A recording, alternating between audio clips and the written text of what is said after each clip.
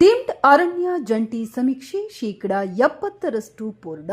ಈಶ್ವರ್ ಖಂಡ್ರೆ. ಜಲಮೂಲಗಳಿಗೆ ಸಂಸ್ಕರಿಸಿದ ತ್ಯಾಜ್ಯ ಹರಿಸಿದರೆ ಕ್ರಿಮಿನಲ್ ಮೊಕದ್ದಮೆ, ಎಚ್ಚರಿಕೆ. ಚಿಕ್ಕಬಳ್ಳಾಪುರ. ಜನವರಿ 3 ಸುಪ್ರೀಂ ಕೋರ್ಟ್ಗೆ 2022ರಲ್ಲಿ ಸಲ್ಲಿಸುವ ಡೀಮ್ಡ್ ಅರಣ್ಯದ ಪ್ರಮಾಣ ಪತ್ರದಲ್ಲಿಯೂ ಸಾಕಷ್ಟು ಲೋಪದೋಷವಿದ್ದು, ಇದನ್ನು ಪರಿಹರಿಸಲು ನಡೆಸಲಾಗುತ್ತಿರುವ ಜಂಟಿ ಸಮೀಕ್ಷೆ ಶೇಕಡ 70ರಷ್ಟು ಪೂರ್ಣಗೊಂಡಿದೆ ಎಂದು ಅರಣ್ಯ, ಜೀವಿಶಾಸ್ತ್ರ ಮತ್ತು ಪರಿಸರ ಸಚಿವ ಈಶ್ವರ್ ಬಿ ಖಂಡ್ರೆ ತಿಳಿಸಿದ್ದಾರೆ.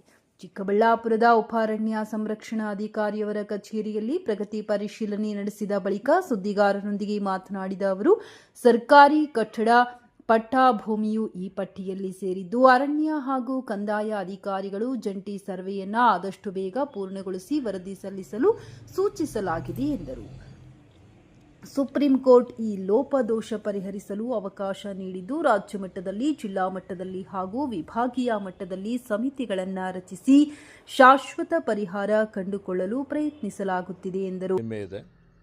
ಇಲ್ಲೊಂದು ಮುಖ್ಯವಾದಂಥ ಸಮಸ್ಯೆ ಪದೇ ಪದೇ ನಮ್ಮ ಜನಪ್ರತಿನಿಧಿಗಳು ನನ್ನ ಗಮನಕ್ಕೆ ಏನು ತರ್ತಾ ಇದ್ರು ಅಂತ ಹೇಳಿದರೆ, ಸುಮಾರು ಸರ್ಕಾರಿ ಭೂಮಿ ಏನಿದೆ ಮತ್ತು ಕೆಲವೊಂದು ಗ್ರಾಮಗಳು, ಕೆಲವೊಂದು ಸರ್ಕಾರಿ ಕಟ್ಟಡಗಳು ಡೀಮ್ಡ್ ಫಾರೆಸ್ಟ್ ಅಂತ ಏನು ಮಾಡಿದ್ದಿದೆ ಅದರಲ್ಲಿ ಬರ್ತಾ ಇದೆ ಅಂತೇಳಿ ಹೇಳಿ, ಅದು ಸತ್ಯನೂ ಇದೆ. ಈಗಾಗಲೇ ಒಂದು 20,000 ಹೆಕ್ಟೇರ್ ಭೂಮಿ ಡೀಮ್ಡ್ ಫಾರೆಸ್ಟ್ ಅಂತ 2022ರಲ್ಲಿ ಸರ್ವೋಚ್ಚ ನ್ಯಾಯಾಲಯಕ್ಕೆ ಒಂದು ಅಫಿಡವಿಟನ್ನು ಅರಣ್ಯ ಇಲಾಖೆಯಿಂದ ಕೊಡಲಾಗಿದೆ.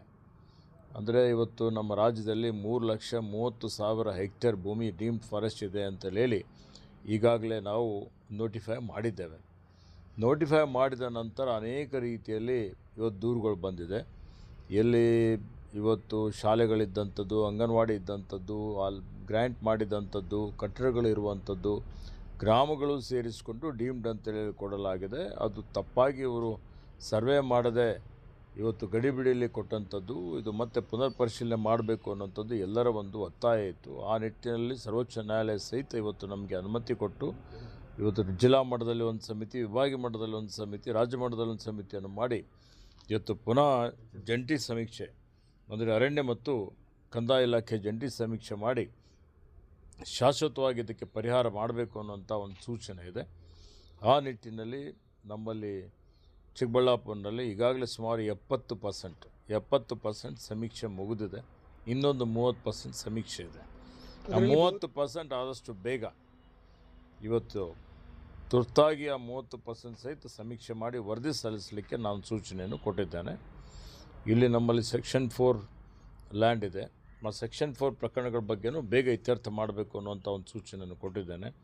ಒತ್ತುವರಿ ಆಗಿದ್ದಂಥದ್ದು ತೆರವು ಮಾಡಬೇಕು ಅಂತ ಸೂಚನೆ ಕೊಟ್ಟಿದ್ದೇನೆ. ಇಲ್ಲಿ ಹಸಿರೋದಿಕೆ ಜಾಸ್ತಿ ಮಾಡಲಿಕ್ಕೆ ಹೆಚ್ಚಿನ ಒಂದು ಸಸ್ಯಗಳನ್ನು ನೆಡಬೇಕು ಅಂತೇಳಿ ಹೇಳಿ, ಅದರಲ್ಲಿ ವಿಶೇಷವಾಗಿ ಎತ್ತರದ ಸಸಿ ಹಾಕಿದರೆ ರಸ್ತೆ ಅಕ್ಕಪಕ್ಕದಲ್ಲಿ ಇಲ್ಲಿ ರಾಜ್ಯ ಹೆದ್ದಾರಿ ಇದೆ, ರಾಷ್ಟ್ರೀಯ ಹೆದ್ದಾರಿ ಇದೆ, ಜಿಲ್ಲಾ ಮುಖ್ಯ ರಸ್ತೆ ಇದೆ, ಗ್ರಾಮೀಣ ಭಾಗದ ರಸ್ತೆಗಳಿದ್ದಾವೆ. ಎಲ್ಲವೂ ಸೇರಿ ಸುಮಾರು ನನಗೆ ಅಂದಾಜು ನಮ್ಮ 4,000 ಕಿಲೋಮೀಟ್ರ್ವರೆಗೆ ರಸ್ತೆ ಇದೆ.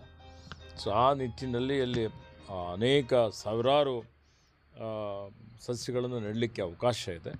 ನಮ್ಮ ನರ್ಸರಿ ಒಂದು 6 ನರ್ಸರಿಗಳಿದೆ ಇಲ್ಲಿ. ಆ ನರ್ಸರಿಯಲ್ಲಿ ಹೆಚ್ಚಿನ ಒಂದು ಸಸ್ಯಗಳನ್ನು ತಯಾರು ಮಾಡಿ ಮುಂದಿನ ದಿನಮಾನಗಳಲ್ಲಿ ಹಸಿರು ಹೊದಿಕೆ ಜಾಸ್ತಿ ಮಾಡುವಂಥ ಒಂದು ಯೋಜನೆ ರೂಪಿಸಬೇಕು ಅಂತ ಹೇಳಿದ್ದೇನೆ.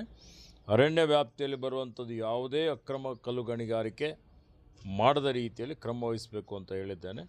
ಸ್ಕಂದಗಿರಿ ನಮ್ಮಲ್ಲೇನು ಚಾರಣ ಪಥ ಇದೆ, ಆ ಸ್ಕಂದಗಿರಿ ಚಾರಣ ಪಥದಲ್ಲೂ ಅಕ್ರಮವಾಗಿ ಇವತ್ತು ಯಾರು ಪ್ರವಾಸಿಗರು ಬರ್ತಾರೆ ಅವರಿಗೆ ಯಾವುದೇ ರೀತಿಯ ಒಂದು ತೊಂದರೆನೂ ಆಗಬಾರ್ದು ಮತ್ತು ನಮ್ಮದು ಏನು ನಿಯಮ ಇದೆ ಕಟ್ಟುನಿಟ್ಟಿನ ನಿಯಮ ಪಾಲನೆ ಮಾಡಬೇಕು ಅನ್ನೋಂಥ ಸೂಚನೆಯನ್ನು ಕೊಟ್ಟಿದ್ದೇನೆ.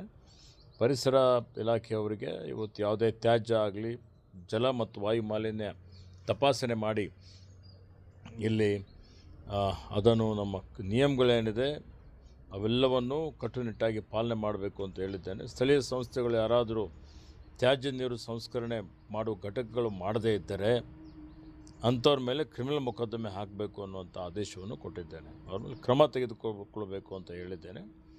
ಇವೆಲ್ಲ ವಿಷಯಗಳು ಚರ್ಚೆ ಆಗಿದೆ. ಅಧಿಕಾರಿಗಳು ಇವತ್ತು ಕೆಲಸ ಮಾಡ್ತಾ ಇದ್ದಾರೆ.